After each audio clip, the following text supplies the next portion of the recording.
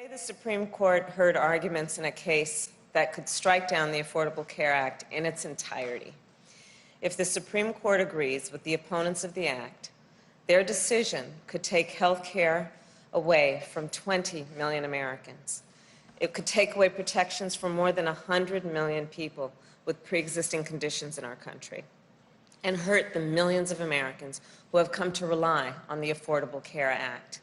Getting rid of the Affordable Care Act will take us backward to a time when people could charge a woman more for her health care than they could charge a man, simply because she's a woman. To a time when pregnancy could be considered a pre-existing condition. It will take away free birth control and contraceptive coverage for women. This is all happening at a moment when our country is suffering through a pandemic that has claimed more than 238,000 lives. And we all know that if the Affordable Care Act is struck down, communities of color would be hit particularly hard: Black, Asian, Hispanic, and Native American, because they are at a greater risk of pre-existing conditions, from asthma to diabetes to lupus. And they are also 3 times as likely to contract COVID-19 and twice as likely to die as others. Now, I know we all know that we just had an election in America, an election where health care was very much on the ballot. Our country had a clear choice in this election. Each and every vote for Joe Biden was a statement that health care in America should be a right and not a privilege. Each and every vote for Joe Biden was a vote to protect and expand the Affordable Care Act, not to tear it away in the midst of a global pandemic. And Joe Biden won the election decisively, with more votes than have ever been cast in American history. It amounts to 75 million voices and counting, calling on the Supreme Court to see this case for what it is: a blatant attempt to overturn the will of the people. And the President-elect and I cannot let that happen. And now it is my honor to introduce President-elect Joe Biden. Thank you, Kamala. Good afternoon, everyone. This morning, as was stated, the United States Supreme Court heard oral arguments on the case of grave importance to the American people. This case represents the latest attempt by the far-right ideologues to do what they've been repeatedly failed to do for a long time. In the courts, in the Congress, in the court of public opinion, over the last decade, to eliminate the entirety of the Affordable Care Act. Twice already, the Supreme Court has upheld the landmark law, in 2012 and again in 2015.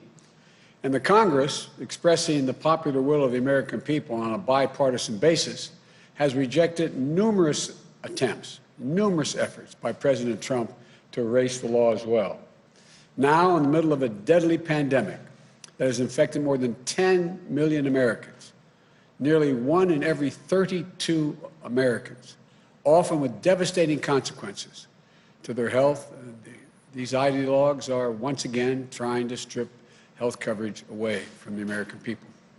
The goal of the outgoing administration is clear from the brief they filed in the Supreme Court. It asserts, and I quote, "The entire ACA thus must fall," end of quote. Now, I'm not naive about the fact that health care is an issue that has divided Americans in the past. But the truth is, the American people are more united on this issue today than they are divided. Recently, as last month, a leading survey found that American people want to keep the Affordable Care Act in place by an overwhelming margin of 58% to 36%. 79% of the American people, including 9 out of 10 Democrats, 8 out of 10 independents, and 2/3 of Republicans, want to keep the ACA protections for people with pre-existing conditions, which would be eliminated if this lawsuit were to succeed. This doesn't need to be a partisan issue. It's a human issue. It affects every single American family. We can't subvert the growing consensus of the American people based on an argument put forward in the briefs seeking to invalidate the law that even many conservative legal scholars, including in the National Review, consider to be, quote, ridiculous. Let's be absolutely clear about what's at stake. The consequences of the Trump administration's argument are not academic or an abstraction. For many Americans, they are a matter of life and death in a literal sense. This argument will determine whether health care coverage of more than 20 million Americans who acquired it under the Affordable Care Act will be ripped away in the middle of the nation's worst pandemic in a century. Over 100 million people, as the Vice President-elect pointed out, over 100 million people with pre-existing conditions like asthma, diabetes, cancer, could once again be denied coverage, whether complications from COVID-19 like lung scarring and heart damage will be the next flood of pre-existing conditions that can be used as an excuse to jack up premiums or deny coverage altogether.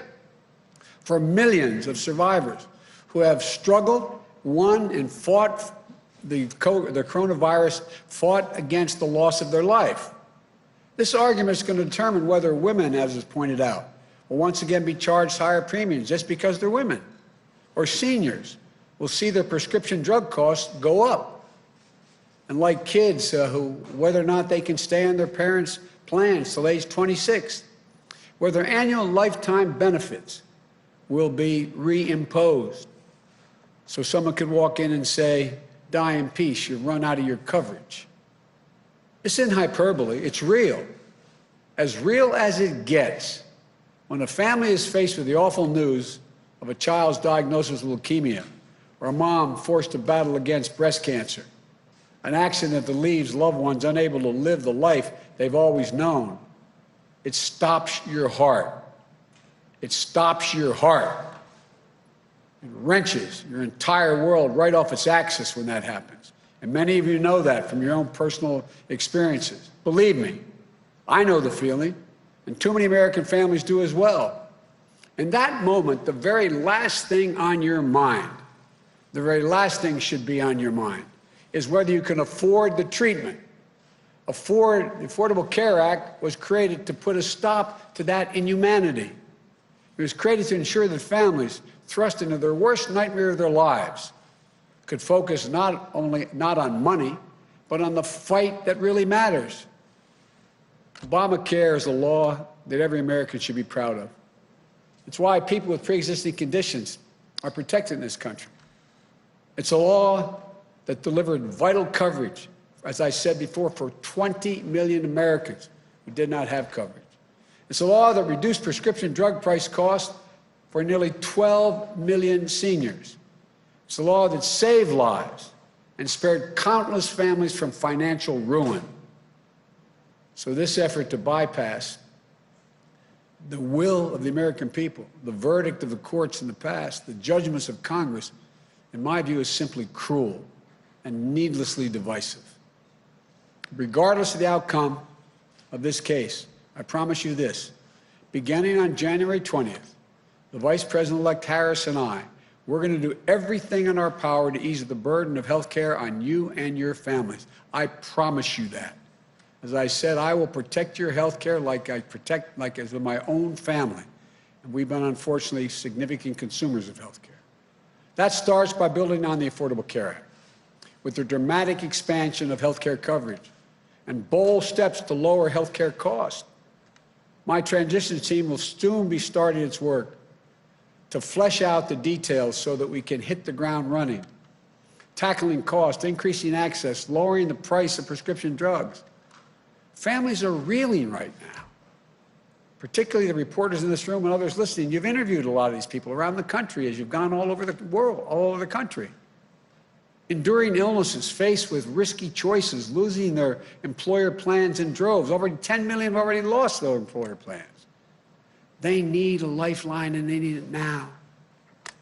They should have to hold their breath. They shouldn't be in that position, waiting to see if the Supreme Court is going to wrench away the peace of mind they've come to now rely on. So we're going to get right to work, I promise you, addressing the issues that families are talking about around their kitchen tables this morning, making sure that they can get in bed tonight with the peace of mind that they deserve, and fulfilling our moral obligation to ensure that here in America, healthcare is a right for all, not a privilege for a few. So come January, we're going to work quickly with the Congress to dramatically ramp up healthcare protections, get Americans universal coverage, lower healthcare costs as soon as humanly possible. That's the promise I make to you. We're going to fight for your family's health coverage the same way we fight for our own family's health coverage. We want every single American to know, if you're sick, if you're struggling, if you're worried about how you're going to get through the day, we will not abandon you. That is a promise. We'll not leave you to face these challenges alone. We're going to get through this. We're going to get through it together. And we're going to build a healthcare system that puts you and your families first and that every American can be proud of. I want to thank you all for listening. May God bless you. May God keep you safe in this COVID environment, and may God protect our troops. Now I'm told that we're going to have, we're going to take 5 questions or thereabout? Okay. Thank you, Mr. President-elect. During the campaign, you said you were not naive about how difficult it would be to unite the country. It's now 3 days after you were projected as the president-elect. The president himself says he has won this election. His own administration has not moved forward to give you access to what you need to do to begin the work of your transition. Just a few minutes ago, the Secretary of State, when asked if he would cooperate with a smooth transition, he said there will be a smooth transition to a second Trump administration. I wonder if you have a message for the president who may well be watching right now, and how do you expect to be able to work with Republicans when so many have thus far refused to even acknowledge your victory? Well, first of all, we are already beginning the transition. We're well underway. And the ability for the administration in any way by failure to recognize this our win does not change the dynamic at all in what we're able to do. We've announced yesterday, as you know, the health group that we put together today. We're going to be moving along in a consistent manner, putting together our administration, the White House, and reviewing who we're going to pick for the cabinet positions. And nothing's going to stop that. And so I'm confident that the fact that they're not willing to acknowledge we won at this point is not of much consequence in our planning and what we're able to do between now and January 20th. You have a response to Secretary Pompeo, and I also wonder, you warned during the campaign that as the walls closed in on the president, he would behave more erratically. Yesterday, he fired his defense secretary on Twitter. Are you worried that he's disabling the government? And what are you saying to the world leaders who are calling you at this point about the situation here? Well, first of all, I'm letting them know that America's back. We're going to be back in the game. It's not American alone. Number one, I've had the opportunity to speak with now 6 world leaders. And the response has been very fulsome, energetic, and they're all looking forward to being able to, from Great Britain to France, to Germany, to Canada, et cetera, and Ireland. So I feel good about the ability to. I said when we announced that the next president is going to inherit a divided country and a world in disarray. The reception and welcome we've gotten around the world from our allies and our friends has been real. I'm having a number of other calls to return, and so I feel confident that we're going to be able to put America back in the place of respect that it had before.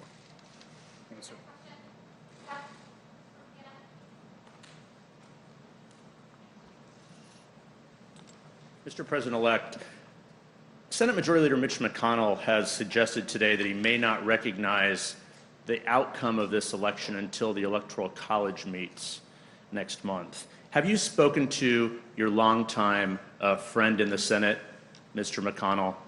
And What do you make of his specific comments over the last 24 hours? I haven't had a chance to speak to Mitch. My expectation is that I will do that in not too distant future. I think that the whole Republican Party has been put in a position, with a few notable exceptions, of being mildly intimidated by the sitting president. But there's only one president at a time. He's president. We're going to have the Electoral College will be making their judgment in December. It'll be announced in early January. But in the meantime, I hope to get a chance to speak to Mitch. If I could follow up, without transition funding, will you be able to go through with a proper transition that's needed? Would you like access to the PDB, and will you authorize legal action, or would that be too divisive, do you believe? We can get through without the funding. We're in a position that we feel very good about. There's nothing that slows up our efforts to put things together. Obviously, the PDB would be useful, but it's not necessary. I'm not the sitting president now. And so we don't see anything that's slowing us down, quite frankly. Thank you.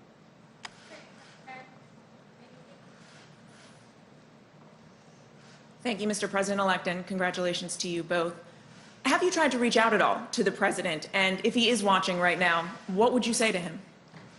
Mr. President, look forward to speaking with you. And you say that you are being able to move ahead without interruption, but to Jeff's point, presumably at some point you will need access to more classified information, secure facilities and the like. What options are you considering? How will you move ahead if the president continues to refuse to concede? Well, look, access to classified information is useful, but I'm not in a position to make any decisions on those issues anyway. There's one, as I said, one president at a time, and he will be president until January 20th.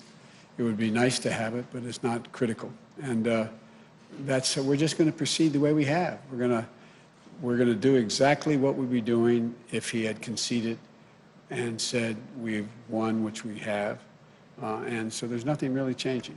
But not ruling out legal action? No, I don't see a need for legal action, quite frankly. I think the legal action is, you're seeing it play out, the actions he's taking.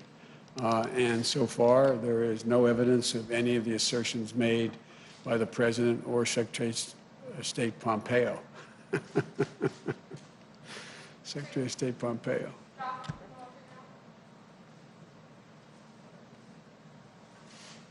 Thank you, Mr. President-elect. Democrats are on track to lose a handful of seats in the House of Representatives. That could make it harder to pass legislation with just Democratic votes. And I'm just curious, how does that impact your plans for what priorities you think you can get through this Congress, especially if the Senate remains in GOP control? And during the lame duck, will you be coordinating with Speaker Pelosi on how she should be negotiating with Republicans? Well, I've spoken to the leader, and I've spoken to the minority leader in the House. And one of the urgent things that need to be done is people need relief right now. Right now. Small businesses, people who are about to be evicted from their homes because they can't pay their mortgage, unemployment insurance. You know, what's going to happen is you're going to see what people don't realize is the failure to provide state and local assistance. You're going to see police officers, firefighters, first responders laid off. And I think the pressure is going to build. But the fact is that I would hope that the president at least has the sensitivity and knowledge to know that a lot of people are in real trouble right now, between now and the time we get elected, till we get sworn in. And so it's my hope and expectation. I'm sure that the majority, the Speaker of the House, as well as the minority leader, are working right now into the priorities they have laid out. But do you plan to be active in those negotiations, working with Speaker Pelosi to represent Democrats in the table? Well, we've been talking, and they know my views, and I support what they're doing. And then my second question was about the Senate. Do you plan to campaign in Georgia before your inauguration to help Democrats in the 2 runoff races there as they try to flip the Senate? And how important is a Democratic-held Senate to your agenda? Well, obviously, it'd be much better if we had a tie in the Senate, which means that this vice president become incredibly important beyond what she already is. But we're going to do anything we can that they think we can do to help. And does the Democratic Senate help your cabinet chances? Does that to cabinet posts?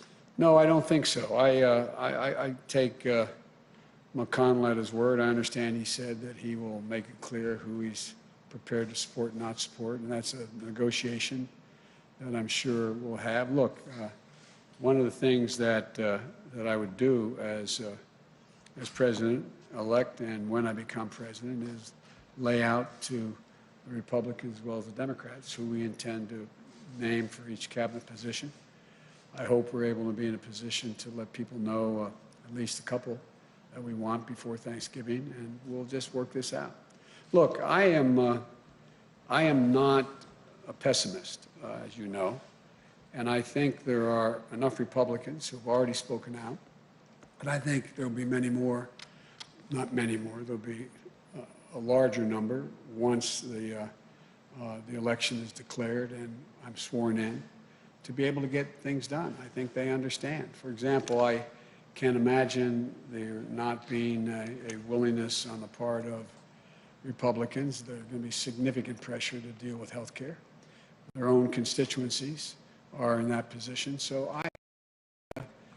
I think we can get a lot done. Thank you. And one last question from Meredith in the newsroom. Sir, what do you say to the Americans that are anxious over the fact that President Trump has yet to concede and what that might mean for the country? Well, I just think it's, quite frankly, the only thing that, how can I say this tactfully? I think it will not help the president's legacy. I think that I know from my discussions with foreign leaders thus far, they are hopeful that the United States democratic institutions are viewed once again as being strong and enduring. And, but I think at the end of the day, you know, it's all going to come to fruition on January 20th.